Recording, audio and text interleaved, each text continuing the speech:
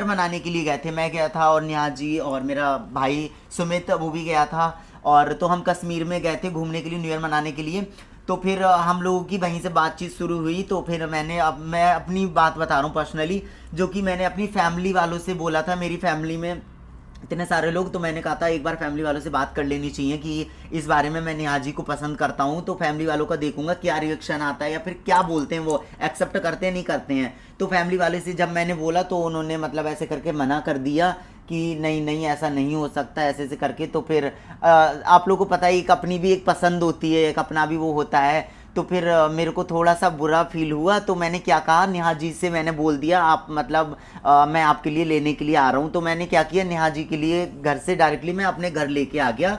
वो भी नेहा जी पूरे मतलब लुक में आई थी, वो जिस तरह से एक वाइफ के रूप में आती हैं वो इसी तरह से प्रॉपर आई थी।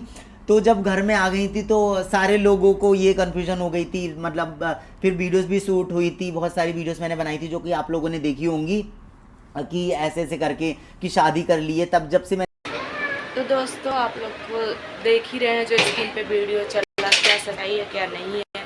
किसी के बारे में ऐसा नहीं बोलना चाहिए। सागर भैया, रवि सागर भैया जी बहुत अच्छे हैं और जो वो देवी समान जैसी हैं, आधा पुरुष और आधा औरत का उन्हें जीवन मिला है, तो उनको ऐसा गलत मत बोलिए।